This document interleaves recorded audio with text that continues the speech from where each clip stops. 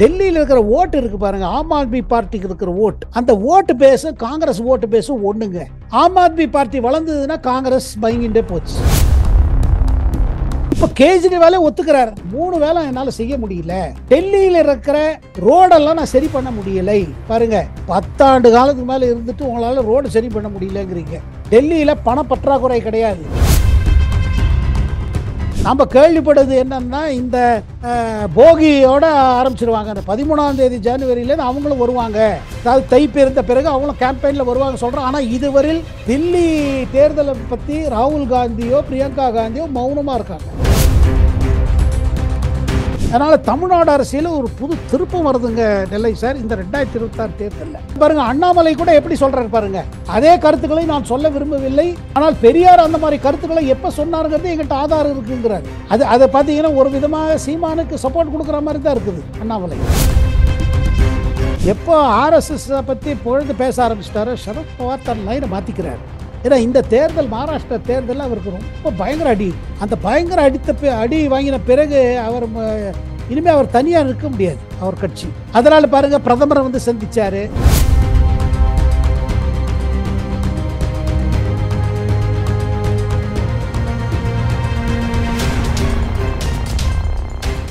Real one media நண்பர்களுக்கு, நேயர்களுக்கு வணக்கம். தொடர்ச்சியாக பல்வேறு முக்கியமான தகவல்களை டெல்லியிலிருந்து நமக்கு கொடுத்து கொண்டிருக்கும் மூத்த பத்திரிகையாளர் டெல்லி சேகரையர் அவர்கள் நம்முடைய இருக்கிறார். வணக்கம் சார். வணக்கம் சிவா சார், வணக்கம். இப்போ டெல்லியில தேர்தல் பிரச்சாரங்கள் களை கட்டி இருக்கு. மும்முனை போட்டி அப்படிங்கிறது உறுதி செய்யப்பட்டிருக்கு. காங்கிரஸ், ஆம் ஆத்மி, பிஜேபி 3 கட்சிகளுக்கு இடையில மும்முனை போட்டி. இந்தி கூட்டணியில கடந்த நாடாளுமன்ற தேர்தலில் கூட்டணி அமைச்சு தேர்தலை சந்தித்த காங்கிரசும் ஆம் ஆத்மியும் எதிர்மா நிக்கிறாங்க. இப்போ இந்த டெல்லி அரசியல் நிலவரத்தை பொறுத்த வரைக்கும் ஆம் ஆத்மி காங்கிரஸ் தனித்து களம் காணக்கூடிய நிகழ்வு பாஜகவுக்கு சாதகத்தை உருவாக்குமா சார்? கட்டாயமாக பாருங்க இவங்க. ஆனா ஒண்ணுங்க, பிஜேபி பாராளுமன்ற தேர்தலில் என்ன காமிச்சாங்க, நீங்க தனியா நில்லுங்க, ஒன்னா நில்லுங்க, உங்க அலையன்ஸுக்கு இங்க மக்கள் அதை ஒத்துக்க மாட்டேங்கிறாங்க. அண்ட் இந்த அலையன்ஸ் வந்து இது பாருங்க, பாராளுமன்ற தேர்தலில் 7 பாராளுமன்ற தொகுதிகளுக்கு அது வந்த போதே டெல்லி காங்கிரஸ் தலைவர்கள் அதை எதிர்த்தாங்க. இது ராகுல் காந்தி வற்புறுத்தினார், அலையன்ஸ் பண்ணணும் கேஜ்ரிவாலோட. ஏன்னா எதிர்கட்சி நம்ம இந்தி கூட்டணியோட ஒரு இதை காமிக்கணும், ஒற்றுமையை காமிக்கணும், டெல்லியில் பண்ணாங்க. ஆனா நடந்தது என்ன பார்த்தீங்கன்னா, 7க்கு 7 தொகுதிகளும் பிஜேபி ஜெயிச்சிருச்சு, 50% மேல ஓட்டு வாங்கி. அதுக்கு பிறகுதான் நீங்க பாத்தீங்கன்னா ஆம் ஆத்மி பார்ட்டி செஞ்ச முடிவு சரி, காங்கிரஸ் முடிவு என்ன தனித்தனியா போட்டியிடணும்.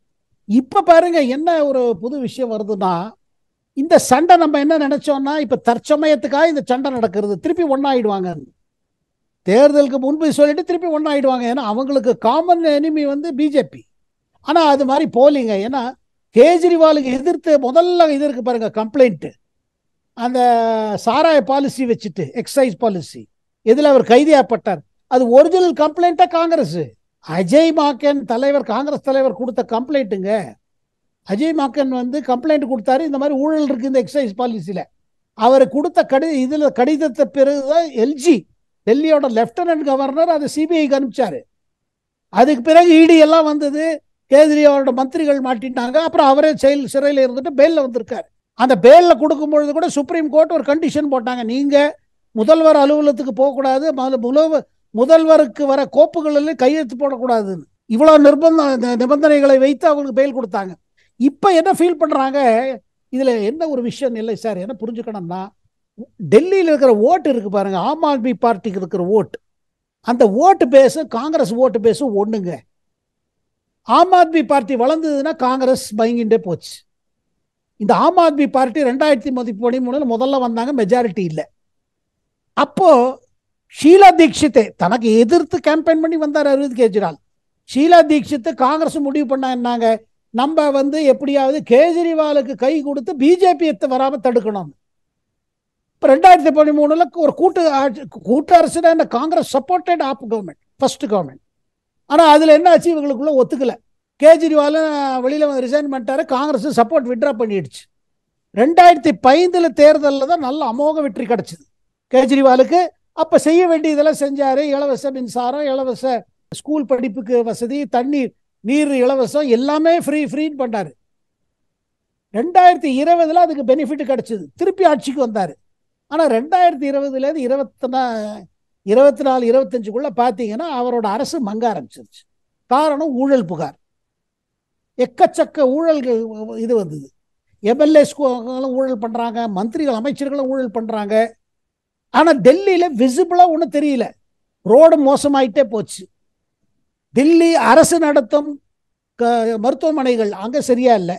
இவங்க மொஹல்லா கிளினிக்ஸ்னு ஒன்று ஆரம்பிச்சாங்க, அங்கங்கே கிளினிக்கு. அந்த பாதி கிளினிக் செயல்படவே இல்லை. இதில் நிறைய கெட்ட பேர் வாங்கிட்டார். அப்புறம் குடிநீர் பாருங்க, இலவசமாக குடிக்கிறீங்க, ஆனால் குடிக்கிற நிலைமையில் இல்லை அந்த தண்ணீர். இப்போ கேஜ்ரிவாலே ஒத்துக்கிறார், 3 வேலை என்னால் செய்ய முடியல. இப்போ நீங்கள் சொன்னீங்க ஸ்டாலின் நேற்று சட்டசபையில் நீட்டுது எங்களால் பண்ண முடியலன்னு ஒத்துட்டாரு. அதே மாதிரி இப்போ கேஜ்ரிவால் சொல்றாரு 3 விஷயம் என்னால் செய்ய முடியல. என்ன? டெல்லியில் இருக்கிற ரோடெல்லாம் நான் சரி பண்ண முடியலை. பாருங்க, 10 ஆண்டு காலத்துக்கு மேலே இருந்துட்டு உங்களால் ரோடு சரி பண்ண முடியலங்கிறீங்க. டெல்லியில் பண பற்றாக்குறை கிடையாது, மத்திய அரசும் கொடுக்கறது, டெல்லிக்கும் வர ரெவென்யூ அதிகங்க. ரோடு சரியில்லை. 2வது என்ன சொல்றாரு? நான் யமுனா நதி இருக்கு பாருங்க, அதை என்னால் அதை இது பண்ண முடியல, தூய்மை இல்லாமல் பண்ண முடியல, கிளீன் பண்ண முடியல, அது ஒத்துக்கிறார். இந்த மாதிரி 2-3 விஷயம் அவர் சொல்லிட்டு போறாரு. இது என்னால் செய்ய முடியல, அது என்னால் செய்ய முடியும், ஆனால் திருப்பி எனக்கு ஓட்டு போடுங்க, இது பண்ணுவேன். இதுல நெல்லை சார் இந்த தடவை என்ன விஷயம் பார்த்தீங்கன்னா, கேஜ்ரிவால் இந்த தடவை தன் கட்சி பேரே எடுக்கிறது இல்லை.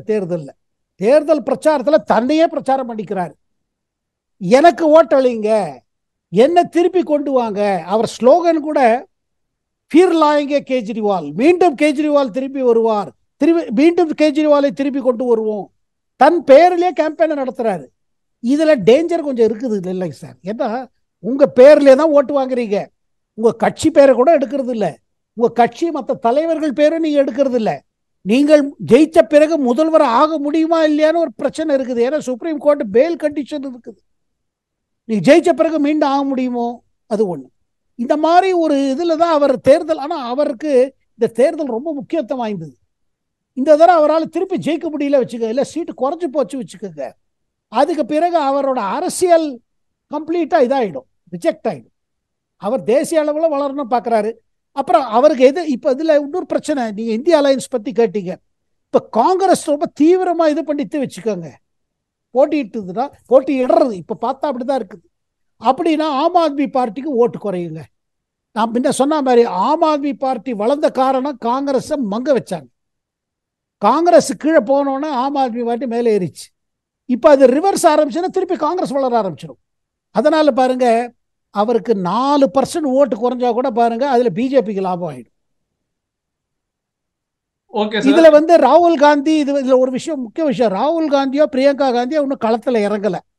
நம்ம கேள்விப்படுறது என்னன்னா, இந்த போகியோட ஆரம்பிச்சிருவாங்க. 13ஆம் தேதி ஜனவரியிலேருந்து அவங்களும் வருவாங்க, அதாவது தை பிறந்த பிறகு அவங்களும் கேம்பெயின்ல வருவாங்க சொல்றோம். ஆனா இதுவரையில் தில்லி தேர்தலை பத்தி ராகுல் காந்தியோ பிரியங்கா காந்தியோ மௌனமா இருக்காங்க. இதுவரையில் ஒன்றும் இது கிடையாது. ஆனா டெல்லி காங்கிரஸ் தலைவர்கள், குறிப்பிட்ட சொல்ல போனா சந்தீப் தீக்ஷித், ஷீலா தீக்ஷித் மகன், அவர் ரொம்ப தீவிரமா கேம்பெயின் பண்றாரு. டைரக்டா புது தில்லி சீட்ல அவரை எதிர்க்கிறாரு கேஜ்ரிவால.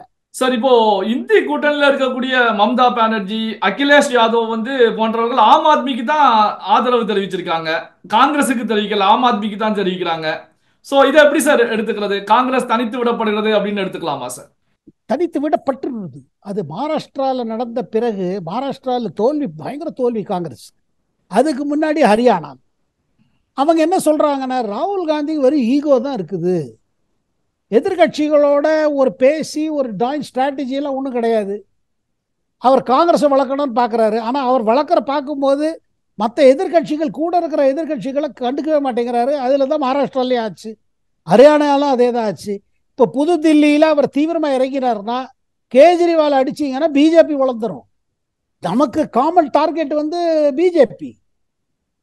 ஆனால் இன்னொரு விஷயம் சிவா சார், மமதா பானர்ஜிக்கோ நம்ம அகிலேஷ் யாதவுக்கோ டெல்லியில் ஒன்றும் பெரிய இது கிடையாது.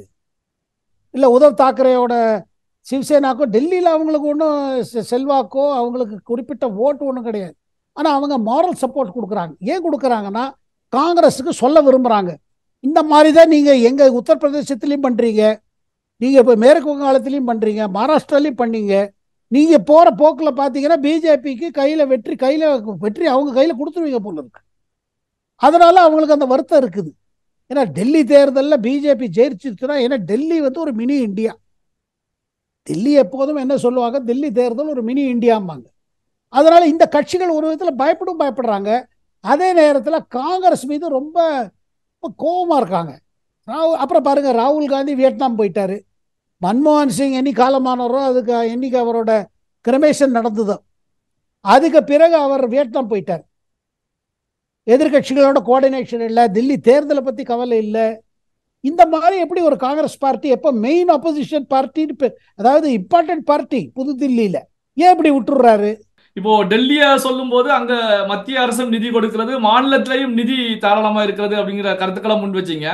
இப்போ இங்க தமிழக முதலமைச்சர் மு.க. ஸ்டாலின் அவர்களை பொறுத்த வரைக்கும் அரசுக்கு கருணை இருக்கிறது, ஆனா நிதி எங்க கிட்ட இல்ல அப்படின்னு சொல்லி சட்டமன்றத்துல தெரிவிக்கிறாங்க. அதாவது மத்திய அரசு நிதிகளை வந்து அதிக அளவுல கொடுக்கல அப்படிங்கிற ஒரு கருத்துக்களை முதல்வர் முன் வச்சாலும், தமிழகத்துல இப்ப கஜானா காலி அப்படிங்கிறத முதலமைச்சர் வெளிப்படையாகவே சொன்னதாகத்தான் பார்க்க முடிகிறது. இந்த கஜானா காலி வந்து இலவச அறிவிப்புகள், இலவச திட்டங்கள் போன்றவைகளால் கஜானா காலியா? அது என்ன காரணம் சார்? கரெக்டா நீங்க சொல்லிட்டீங்க. இன்றைக்கு கஜானா காலி தமிழ்நாடு மட்டும் இல்லைங்க, கர்நாடகாவும் அதே தான். எக்கச்சக்கமா அள்ளி கொடுத்தாச்சு, எப்படியா தேர்தல் ஜெயிக்கணும்னு சொல்லி முதல்ல ப்ராமிஸ் பண்ணிடுறாங்க. அதுக்கு பிறகு பாருங்க இம்ப்ளிமெண்டேஷன் ப்ராப்ளமா இருக்குது. இந்த தடவை பொங்கல் பரிசு கூட பாருங்க எப்படி துரைமுருகனோட ஸ்டேட்மெண்ட்லாம் பாருங்க. இந்த தடவை இப்போ தேர்தல் இல்லையா அதனால நாங்கள் இப்போ கொடுக்கலங்கிறாங்க. இதெல்லாம் அதாவது நீங்க மக்களை வந்து இது வெறும் இந்த மாதிரி ஏதாவது பணம் கொடுத்தே இது பண்ணலாம். இந்த அரசியலுக்கு ஒரு முற்றுப்புள்ளி வரப்போகுதுங்க. ஏன்னா பாருங்க, சட்டியில் இருந்தால்தான் ஆப்பையில் வரும்னு நம்ம சொல்லுவோம். உங்களுக்கு ரெவென்யூ எங்கே எடுக்க போறீங்க? நீங்க டாக்ஸோ போட முடியாதுங்க. இன்னைக்கு நீங்க எதை டாக்ஸ் பண்ணாலும் மக்கள் மத்தியில் ரொம்ப எதிர்ப்பு இருக்கும். ஏன்னா நீங்க உங்களுக்கு பணம் வருவே கம்மியா இருக்குது. அதுல யாருக்கு கொடுக்கணுமோ கொடுங்க. இப்ப பாருங்க, சித்தராமையா என்ன தவிக்கிறாரு. பிரியங்கா காந்தி தான் அந்த கேம்பெயின்ல அனௌன்ஸ் பண்ணாங்க, கேரண்டி இது இலவசம் அது இலவசம். இன்னைக்கு பாருங்க, பேருந்துல மகளிர்களுக்கு டிக்கெட்டு கிடையாது கர்நாடகால. அதனால ஆண்கள் டிக்கெட்டுக்கு அதிகப்படுத்திட்டாங்க, அவங்க ரேட்டை ஏற்றிட்டாங்க. அதாவது ஒரு ஆணும் பெண்களுக்காக டிக்கெட்டுக்கு அவங்க சப்சிடி கொடுக்குற மாதிரி இருக்குது.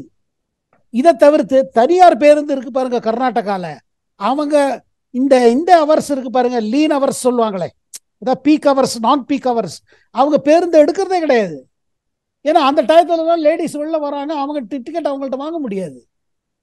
ஒரு விதத்தில் பேருந்து பாதிக்கப்பட்டிருக்கு. அது மாதிரி பல திட்டங்கள், அதாவது எந்த திட்டத்தை நீங்க இது பண்ணாலும் அதுக்கு நீங்க யோசிச்சு பண்ணணும். இப்போ பாருங்க, அன்னைக்கு சீஃப் எலெக்ஷன் கமிஷனர் நம்ம தேர்தல் அவர் என்ன சொன்னார், சீஃப் சிஇசி என்ன சொல்றாரு, நாங்க ஒரு ப்ரொபோசல் கொடுத்தோம் எல்லா கட்சிகளுக்கும், நீங்க என்ன வேணா ப்ராமிஸ் பண்ணுங்க, ஆனா ஒரு ப்ரொஃபார்மா சொல்லுங்க. இப்போ எப்படி நீங்க வந்து இன்கம் டேக்ஸ் எல்லா கேண்டிடேட்ஸும் டிக்ளேர் பண்றாங்க, தன் மீது ஏதாவது கேசஸ் இருக்கா அதையும் டிக்ளேர் பண்றாங்க, அந்த மாதிரி ஒரு எதிர்கட்சிகளும் ஒரு ப்ரொஃபார்மர் கொடுக்கட்டும். இந்த திட்டத்தை நாங்கள் கொண்டு வருவோம், அதற்கு இந்த மாதிரி நாங்கள் நிதி திரட்டுவோம் அப்படின்னு ஒரு இது கொடுக்கணும். மக்களை ஏமாற்றக்கூடாது. That is called free and fair election. ஆனால் அப்போ கோட்ட போது எலெக்ஷன் கமிஷன் யார் அதை சொல்றதுக்குன்னு அவங்க திருப்பிட்டாங்க. இப்போ அதுக்கு எல்லாருக்கும் கடிதம் போட்டு எலெக்ஷன் கமிஷன் இதை அமல்படுத்தணும்னு சொன்னாங்க. ஆனால் எந்த கட்சியும் ஒத்துக்கல. அதாவது ஏன்னா நாங்கள் ப்ராமிஸ் பண்ணுறது நீங்கள் யார் தடுக்கிறதுக்கு? உங்களுக்கு தேர்தல் நடத்துறது தான் உங்கள் வேலை, இதை பற்றி கேட்கக்கூடாது. ஆனால் மக்கள் புரிஞ்சுக்க ஆரம்பிச்சிட்டாங்க. இப்போ பாருங்க, அது மகாராஷ்டிரா இருக்கட்டும், எந்த கட்சியும் நான் சொல்லலை, கட்சிகள் எக்கச்சக்கமாக ப்ராமிஸ் பண்ணுறாங்க எப்படியாவது தேர்தல் ஜெயிக்கணும்னு. அதுக்கு பிறகு திணறாங்க. இதில் என்ன அங்க ஒன்று நிச்சயங்க, நீங்கள் இதெல்லாம் இலவசமாக கொடுத்துருவீங்க, ஆனால் நீங்கள் என்ன பண்ணுவீங்க, ஹாஸ்பிட்டல் சரியாக நடக்காதுங்க, ரோட்ஸ் எல்லாம் நீங்கள் ஒன்றும் ரிப்பேர் பண்ண முடியாது, தெரு எல்லாம் அப்படியே இருக்கும், பள்ளமாக இருக்கும். அப்புறம் பாசனத்துக்காக நீங்கள் ஒன்றும் செலவழிக்க மாட்டீங்க, இரிகேஷனாக இருக்கட்டும், இன்ஃப்ராஸ்ட்ரக்சர் சொல்கிறாங்க பாருங்கள், அதில் நீங்கள் உங்களால் ஒன்றுமே பண்ண முடியாது. அதுக்கப்புறம் திருப்பி நீங்கள் மோதியையும் மத்திய அரசையும் பிளேம் பண்ணுவீங்க, வேற என்ன பண்ணுவீங்க? ஆனால் மக்கள் புரிஞ்சுக்கிறாங்க இல்லை சார், மக்கள் புரிஞ்சுக்கிறாங்க. ஏன்னா அதுதான் ப்ராமிஸ் பண்ணணும், எது நம்மளால முடியுமோ. ஏன்னா இது பல திட்டங்கள் இருக்குதுங்க, மக்கள் நலனுக்காக பல திட்டங்கள் இருக்கு, இது எல்லாத்தையும் கரெக்டாக நடத்தணும். ஏன்னா ஒரு இது ஒன்று நீங்கள் எக்கச்சக்கமாக கொடுத்துட்டீங்கன்னா அதுக்கு பிறகு உங்கள்கிட்ட பணமே இருக்காது. இமாச்சல் பிரதேசத்துல சம்பளமே கொடுக்க முடியல, அவங்க அரசு ஊழியர்களுக்கு. சார், இப்போ பெரியார் குறித்த விமர்சனம், சீமான் மீது ஒரே நாள்ல 65க்கும் மேற்பட்ட வழக்குகள் தமிழகத்துல பல்வேறு மாவட்டங்கள்ல பதிவு செய்யப்பட்டிருக்கு. இதை எப்படி சார் பாக்குறீங்க? சீமான் கைது செய்யப்படுவதற்கான வாய்ப்புகள் இருக்குமா சார்? இல்ல, கட்டாயமா இது பாருங்க, அவர் கருத்து வைத்த பிறகு திராவிட கழகமும் திராவிட கழகத்துக்கு காவித்திர கழகத்து மூலமாக திமுக அரசு மீது ஒரு ப்ரெஷர் வருது. இதை நீங்க கண்டிக்கணும், இதை இந்த மாதிரி விட்டீங்கன்னா அப்புறம் இது சர்ச்சை அதிகமாயிடும். இப்போ பெரியாரை பொறுத்த மட்டும் பார்த்தீங்க, பல்வேறு கருத்துக்கள் இருக்கிறது. அப்போ அவர் என்ன சொன்னார், அப்போ சொன்னது இப்போ அது இதாகுமா, பல கருத்துக்கள் இருக்கிறது. இதில் சில பேர் சொல்கிறாங்க அவரையும் அம்பேத்கரையும் ஒப்பிட்டு பார்க்கக்கூடாது.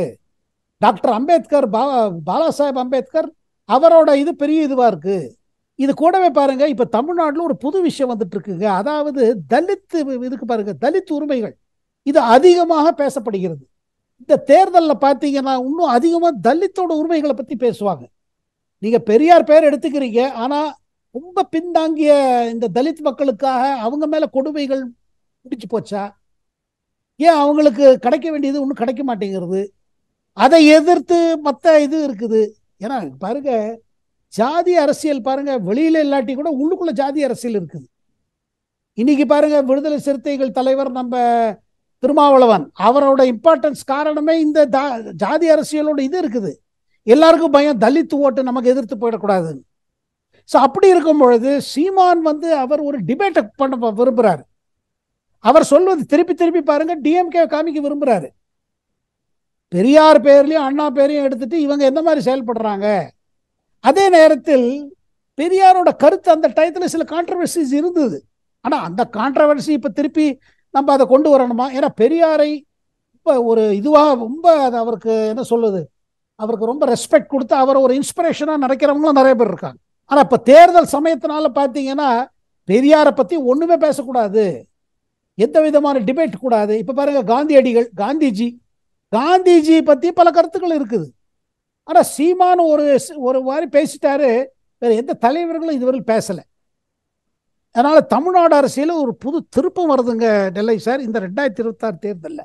அதில் பாருங்க, அண்ணாமலை கூட எப்படி சொல்றாரு பாருங்க, அதே கருத்துக்களை நான் சொல்ல விரும்பவில்லை, ஆனால் பெரியார் அந்த மாதிரி கருத்துக்களை எப்ப சொன்னாருங்கிறது எங்கிட்ட ஆதாரம் இருக்குங்கிறாரு.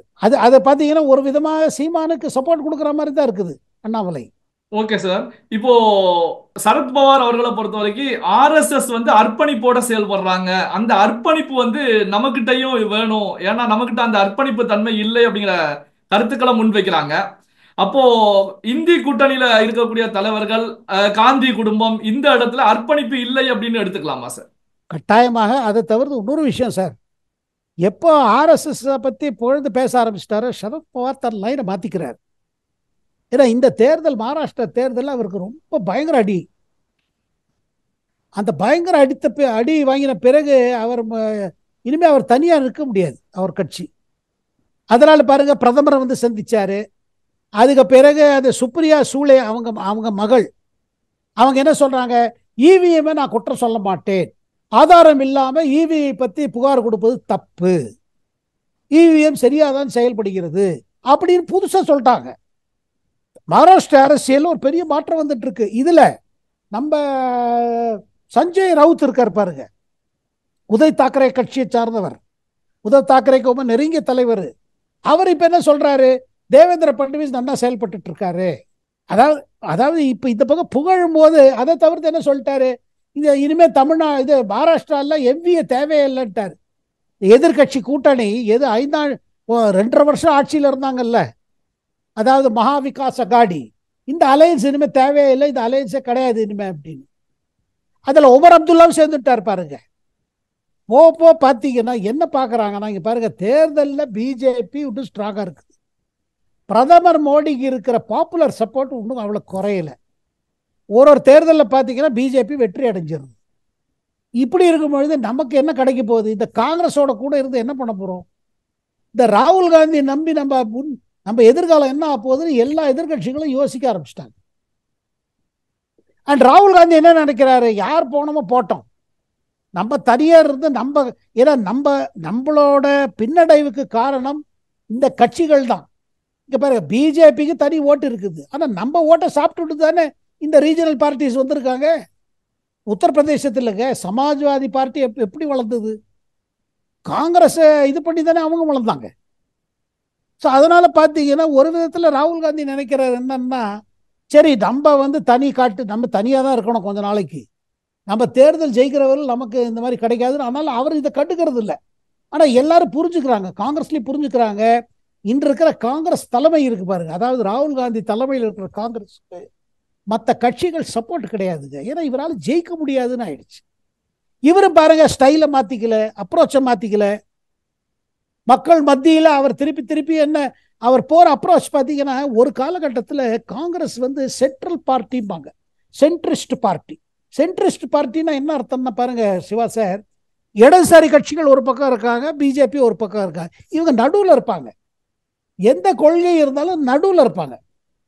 அதுல தான் காங்கிரஸ் வளர்ந்துச்சு. இப்படியும் போக மாட்டாங்க, அப்படியும் போக மாட்டாங்க. அதாவது இடதுசாரி கட்சிகள் சப்போர்ட் இருக்கும். ஆனால் ராகுல் காந்தி காலத்தில் என்ன ஆயிடுச்சு பார்த்தீங்கன்னா, முதல்ல அந்த யூபிஏ 10 ஆண்டு காலம், அதுக்கு பிறகு பார்த்தீங்கன்னா ஒரு இடதுசாரி கட்சிகள் ரொம்ப லெஃப்ட் ஓரியன்ட் ஆயிடுச்சு. லெஃப்ட் பக்கம் ரொம்ப திரும்பினது பார்த்தீங்கன்னா மக்கள் மத்தியில் ஆதரவு இல்லைங்க. ஏன்னா மக்கள் எதிர்பார்க்கறது ஏன்னா நல்ல வளர்ச்சி இருக்கணும், நிறைய வேலை வாய்ப்பு திட்டங்கள் இருக்கணும், வேலை வாய்ப்பு இருக்கணும், நல்ல கல்லூரி இருக்கணும், நல்ல இந்த ஹாஸ்பிட்டல் வசதி இருக்கணும். இது பாரு, இதெல்லாம் தான் பிரதமர் மோடி சொல்லிட்டே இருக்காரு, செஞ்சு காமிக்கிறாரு. பல விஷயங்கள் பல நடவடிக்கைகள்லாம் பார்த்தீங்கன்னா அவர் என்ன என்ன அந்த அரசு சொல்லுதோ அது நடக்குது. இதுல மற்ற கட்சிகள் எது தோணுது, காங்கிரஸ் கிட்ட ஒன்றும் ஃபார்முலாவே கிடையாது. வெறும் மோடி எதிர்ப்பு இஸ் நாட் அ கேரண்டி. சும்மா நீ மோடி எதிர்த்தா மக்கள் உடனே நம்ம பக்கம் வந்துருவாங்கிறது கிடையாதுங்கிறது நிரூபிக்கப்பட்டுடுச்சு. ஓகே சார், பல்வேறு முக்கியமான தகவல்களை நம்முடைய ரியல் ஒன் வாய்ஸ் நேயர்களோடு பகிர்ந்து கொண்டதற்கு நன்றி சார். நன்றி.